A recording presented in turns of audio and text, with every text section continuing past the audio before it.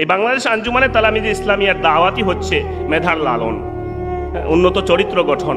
তো আপনি আপনার মেধাকে বিকশিত করবেন, আপনার মেধাকে বিকশিত করার মাধ্যমে আপনি চূড়ান্ত সফলতায় পৌঁছাবেন। এটাই হচ্ছে এই আমাদের এই ছাত্র সংগঠন বাংলাদেশ আঞ্জুমানে তালামিজে ইসলামিয়ার অন্যতম কাজ, উদ্দেশ্য। এখানে এসে শুধু আপনি রাজনীতি করবেন এটা উদ্দেশ্য না। আমাদের এটা কিন্তু রাজনৈতিক দল না, অরাজনৈতিক একটা ছাত্র সংগঠন। তো এটার মূল দাওয়াত হচ্ছে পড়ালেখা করা।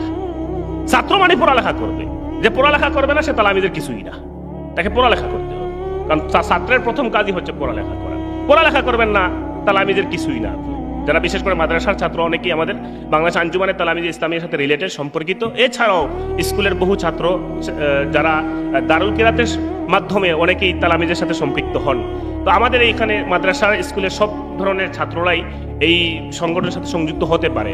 এদিকে আমি এটাও একটা হালকা ছোট করে দাওয়াত দিয়ে দিলাম আপনাদেরকে, যে বাংলাদেশ আঞ্জুমানে তালামিজে ইসলামিয়া এটা যেহেতু একজন অলির হাতের মকবুল সংগঠন, হাতে গড়া, তো সেই হিসেবে আপনারা এই সংগঠনে সংযুক্ত হবেন। এখানে আপনাকে এই সংগঠন আপনাকে দুনিয়ার কিছু দেবে না, আবার এই সংগঠনে আপনিও যে কিছু দিতে হবে এমন না, বরং আপনি আপনার ঈমান আকীদা হেফাজত করবেন, আপনি পড়ালেখা করবেন। এটাই হচ্ছে এই সংগঠনের মূল চাহিদা, এবং এর মাধ্যমে আমরা আল্লাহ এবং আল্লাহ রাসূলের সন্তুষ্টি অর্জন করব।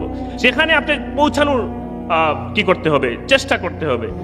সম্ভবত ডক্টর এপিজে আবুল কালাম আজাদ মনে হয় তিনি বলেছিলেন যে স্বপ্ন মানুষ ঘুমের মধ্যে যেটা দেখে সেটা নয়, বরং স্বপ্ন তো সেটা যেটা মানুষকে ঘুমাতেই দেয় না।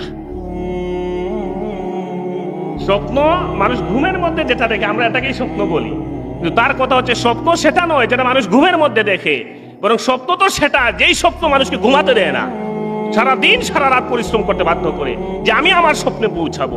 এটাই হচ্ছে আসল স্বপ্ন। তো আমরা সেই স্বপ্ন দেখব যেই স্বপ্ন আমাকে ঘুমাতে দেবে না, আমি ওই জায়গায় চূড়ান্ত সফলতায় পৌঁছাতেই হবে। এই পর্যায়ের এইরকম একটা স্বপ্ন আমাদের ঠিক করতে হবে, আমার টার্গেট ঠিক করতে হবে।